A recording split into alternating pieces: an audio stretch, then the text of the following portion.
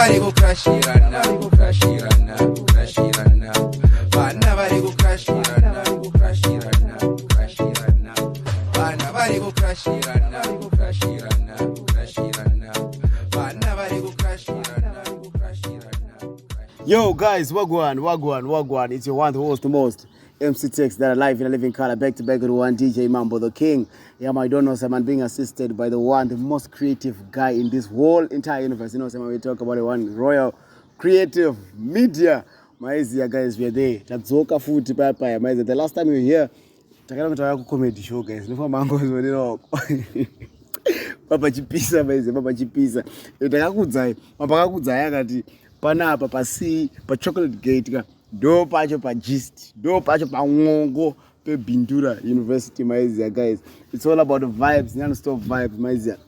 But before we get into today's story, tuda kupa shout out kuna boy Shona na Van Choga. Wani ngoma rao runonzi. Ai maizia. So you can only get to see that on Zeb Tsikira's YouTube channel maizia. So go and subscribe to Zeb Tsikira YouTube channel maizia. But for the meantime, listen to the tune yo. Woyo. Ninoshisiva ndikudizembe iwewe wakatofitoni mumwe mundu ishiwa kwenda kuna magumbeze gadiririse pembe kangozvarwoni ngori asi ndipemukana ndikufasi baby andingamozvitasi baby chishiwo usakwasiwe baby ndiriba usabandike baby love you baby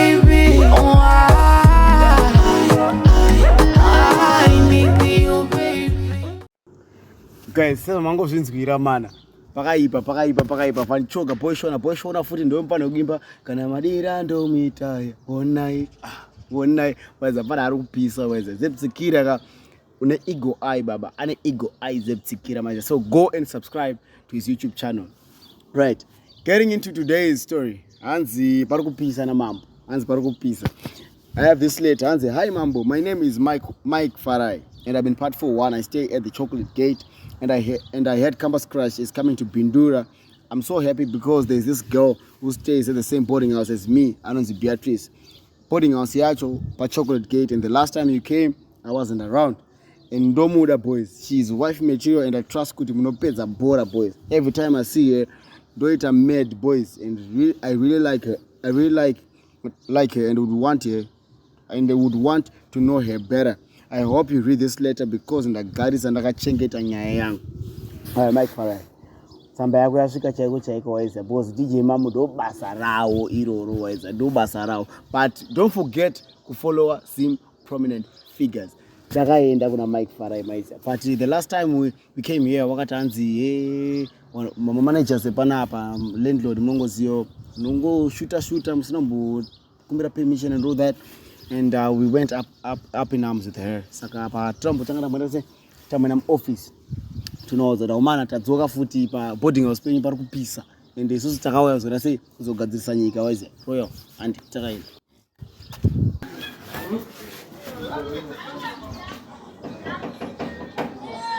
Yes. Madim dara. Sepe. Ndiko mkoma Thomas. Ayo tasvika tadzoka man. Tadzoka sa unoziva last time takazongoya tikamhanya obata. Saka nazowana opportunity yekuti ikwanise kuuya panapa tichinyasoita logistics acho. Okay, last time machine did kudzeti boys last time akazongoya mazongoshuta musina kudzara. Panapa. Ayo. Anozongo complete panapa anozonzo tikundipinda ndakazongotanika tina chindoriza ichi chatana. Alright. Ayo isinya. Saka tangoti tisatanga futi because Chocolate Gate iri kupisa wese. Saka tangoti taroa futi gate yedu nasei utaura kuti ndo yatambika. Maize. Ewa business ukona matutaura izlo mango tauroso ninga ananga kuziziya kuti bo. Alright, isinya. Saka apa manje ndutsvaka manje anonzi Mike Harare. Anorarama.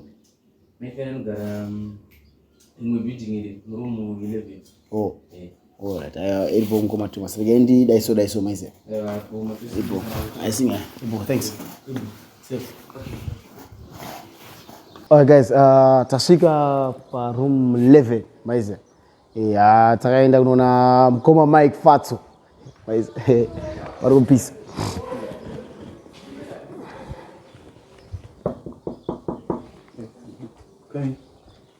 Boss. Madi. Boy. Say my mix. Or say my runnings. Ayo say. Makamera ufasha. Nasna upuza sorry. Chima ndio kamba scratch. Nawashwa nasi. Hiyo ndio mic Harare. Why? Ora tayabo. Easy mtara. Tasinga uti. Yes. Sorry mba. Po mic sa tumenda panza hapo tumbona tafa. Kwa isinya.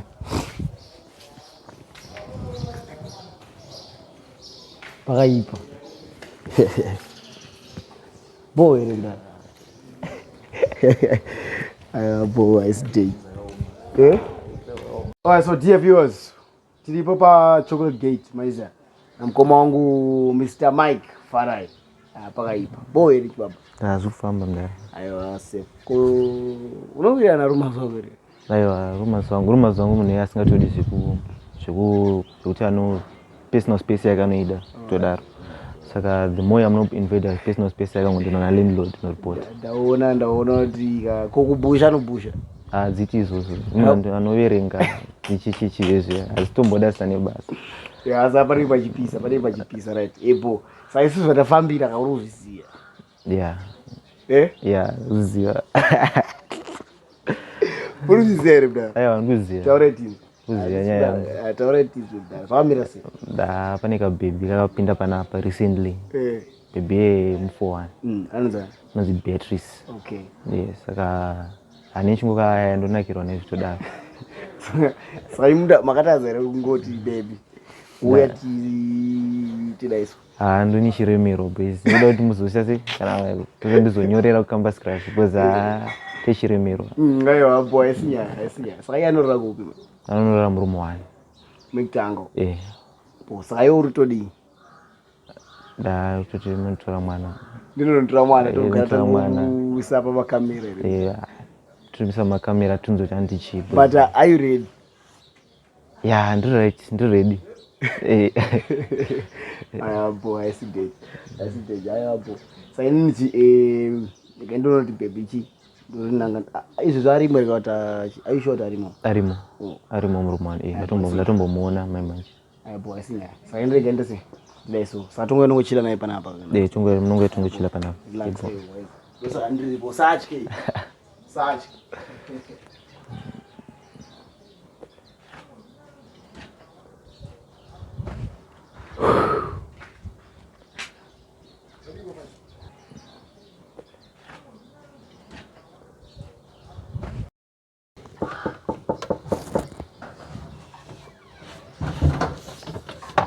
Hello, Dave.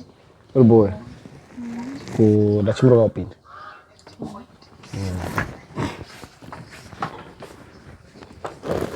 Alright guys, tauya muruma Beatrice maiza. Boy baby. You're boy sei. Ndiribo zangu. Chikoro chiri sei.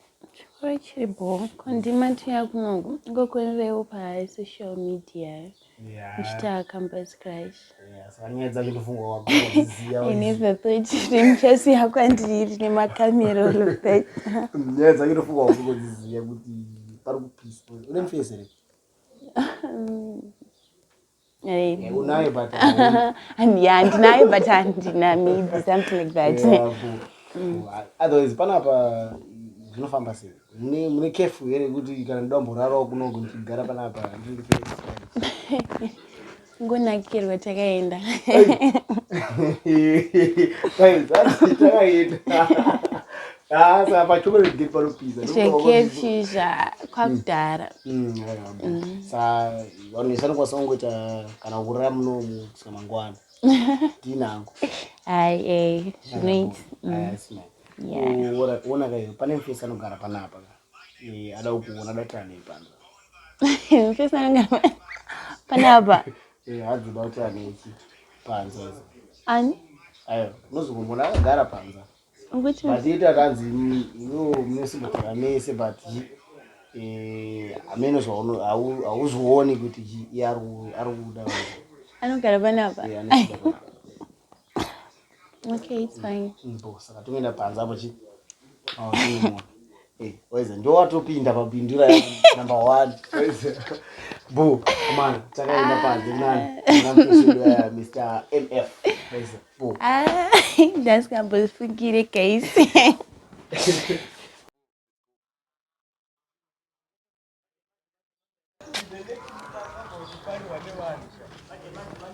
Right. Yeah. Saseke kahle. Okay, like I tell serious. Para kupisa. My fat. Wadinda. Boy. Yes, can you say? Kamana munoziyana ere? Nongketero. Domsia. Yabo. Sasa ninji anazowana zokutaura. Akutonga kusema tu pana maiko. Yebo. Saka ndibia. Did bomb could you say? Na hapana. So nasida nakushedza timu rangu rekucampus crash. Sauye so that nditaure newe nyaya yangu. Ndotonakirwa newe todaro. Ever since papa yapana. Ska honestly proper like starting a camera. Inini nanchitya kubvunza, but these guys since vari mapros in this vandachaita se vauiti vandibatsira kutaura newe. Ndinotogara panapa tese ntombogona nchokumhoresa kwakadingoya kurumu kwangu kangotaura kanzochi inakirwa nini Haina asingakwanisi nditori munhu anotonyara zvekuti handikwanisi kuuya kurumu kwako since ungori munyowani panapa asingakwanisa se kusvika kurumu. So I waited for the right moment and then ndataura nemafesi angu kuti vauita se titaure nyaya yacho panapa. Tashinzwa but tinombona vasikana vakawanda vachingoya kurumu kwako so nditoconfused kuti unondida at the same time tinombona mamabhebhi achingoya kurumu kwako so handitoziva kuti ukiedza kunyatsoti chii. Aiwa vasikana ive vanenge vari mafriends angu then vamwe vacho ndodzidza navo vese mafriends unodzidza navo dai chinzi vanhu veve ndoita navo daisanda kumboshedza timu recampus crash because apa we on camera saka vachatozviona ichitaura newe ichitoconfessa indotonakirwa nezvekudaro. iwe uriwo noni akamboita minister of entertainment obvious mapepa akawanda anenge achitodai newe so vachinini ichidaiwe handisikuda vese ivo ngono vachindida bani ichidaiwe saka unzoti iwe bhebhi rikauya kwauri unoramba here just because kuna bhiya upo uri kuda bhiya ndiyo andonakirwa nayo saka ndatoshedza timu dara angomasasi zvawa zvafanana nezuro pandikakuona kwapiki ndototi ndinonakirwa newe but ndatochikondosvika sei pauri tokuona nezuro chichichi nezuro pai ndiri kusvinzika nguva yese handisi kuzvibhilievha but it seems as if waitoenjoya daro nezuro nezuro ndaitonakirwa inge itori stress free since yange isati yadhiwa saka vanhu vanenge vachase zvongofairwa vari kwapiki december chichichi kani ndakatoona kuti waitoenjoya zvisingaiti wairakidza kunyatsofila great kunyatsoti but nezuro ngori ndakazogona wakwira sort of like patable wakutamba akatoti todaro mudhara isiyana inazvo izvozvo apo good day saka kutamba nezvo viti ndetonakirwa uchitamba pamusoro wepai uzoita ndinyare manje but nyaya yangu kabhiya but itodini nyaya yangu itori serious nekutodaro nangu handizive like handizive like kuti iri munhu yaya anozikanwa ari exposed kumaladies dereke so even if I say yes ndazongogara ndine stress kuti ndazomonana ningi achida so andizive. Lakini ndikuwa sure kuti vanhu vaka since tiri pakamera izvezvi andika vanhu vachazoona ende vanhu vandoita move away. Niziti kune mama mabhebha anotobvuma kudyirwa musaga. Ini ndokwanisa nditoripo like ndiri main bay but pane umwe anokwanisa kutoitisana naye mutodyirana namusaga initoripo. Aiwa pia hakuna munhu anotombodyira musaga since nechitogara newe panapa kana handisi taga tongoenda kuclub kana achienda kuclub tobuda tese toenda kuclub nokongori nini saka hakuna munhu anozombouya between us. Ndokuzvinzwa hangu but alright ndichiri kufunga. Saka kuti zvizacho zvifambe ndokwanisa kuzoona response yangu rini.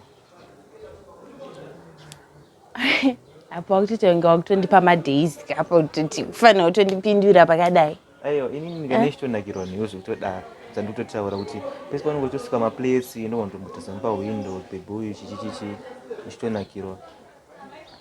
Ndakatombodza mafriends angu kuti bhebhi rondonakirwa naro nemafriends angu akati chingoita se taura naro but ini ndaitotya kutaura naye. Kungoitawo patient kungomirira usvika ndazokudza kuti I'm okay with dating you. But unoziva kwada kumira kuti I'm okay unogona kuti anagore rese wangomira unzi I'm okay panondosvika pakutograduate munhu angomirira kuti wamirira anti yako kuti unzi bo takutomhanya. Iwo ngamirire gore ndichingoti ndozokudza unokwanisa kurimirira gorewe. Kandisanitaura kuti ini ndonakirwa newe saka ndokwanisa kutomirira gore. Kwakungoda kungondinyepera wenya pamutara.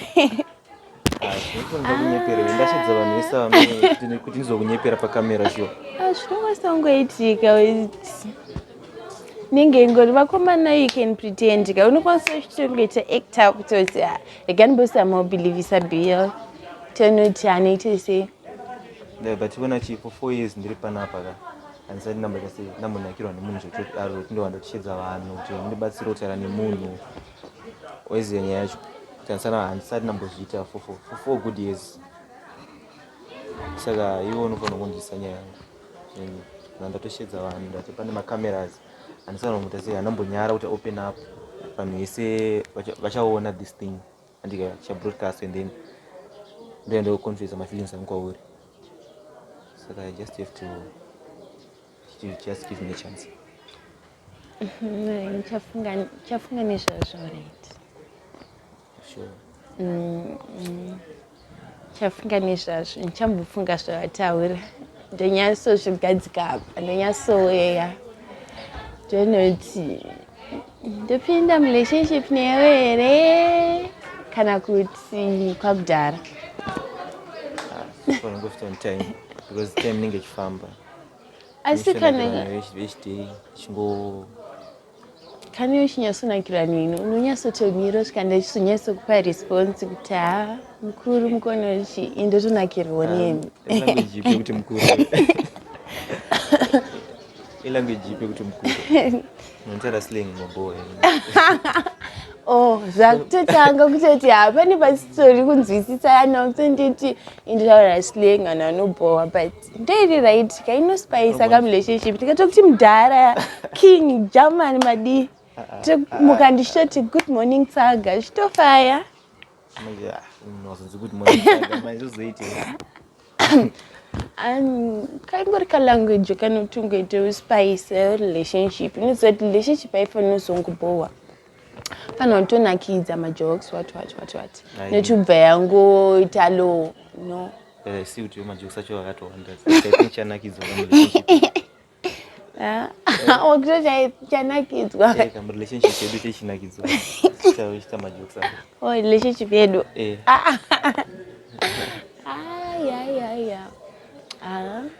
ndichambofunga nezvazvo kuti haufa.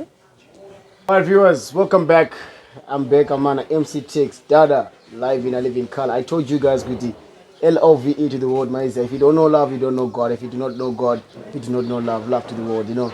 Yeah, man. So ndina Mike Harare na sisi wangu, mimi ndi sisi wangu yadi bati Salute. Da. Boy. Watu sisi wako. Watu sisira. Da, watu sisi mai manji. Mato tsano zwanga. Yeah. Yeah, boy. Ha, bo. Smile ndekuji. Akazoti ndekunakirwa, ndekufara, ndekunyara, ndekurazi. Undecided. Abana ndovuka muri kuzora ti chiboko chirushavi taura but bo mai bora pera. Da, ngonira response yake. Pada erapa ripa half time. Saka muzondopera. Pari chikwata chakabayiwa era kuti semaonera ako. Yeah, so far 50-50. Baby chikwata chakaita sei izvo? Shiri inozongofa. Chiri manje. Abana ayo. Uona chi manje. Yo wapinda manje because uona mazano kuti achimbotonora saka kutona unoda uone chi Une munhu vasai. uruziya nyaya dzacho ine padawo ka human chi langeti waiziya saka iwo watopindeza nyaya yako iwochi tasvika na Beatrice iwo watanzi chi time ngokuida isusu basa redu tapedza we've done our part. Are you satisfied? Yeah. Bo. Yeah, I'm satisfied. Bo. Plus Mike anamboshata. Yeah, and I don't know fine. So guys, as you have heard it, as you have seen it, I'm on a campus crash, Zimbabwe, we're there, Bindura streets. Before you know it, take it to go to campus square, you guys. Take it to go to university, man. So for me, what was the most MC takes that are live in a living color? Royal Creatives, Kumashuro, DJ Mambo the King, my producer, Zim Prominent Figure, Zim User Toxic. Guys, the people who push campus crash, Zimbabwe, guys. Thank you very much and keep on subscribing, keep on watching, and don't forget to tune in into our new show, The Moment with my ex, Maiza. Tinget chia futi kuma campus square new tichita to tite moment with my ex, Maiza. So from me, what was the most MC takes that are live in a living color. Away.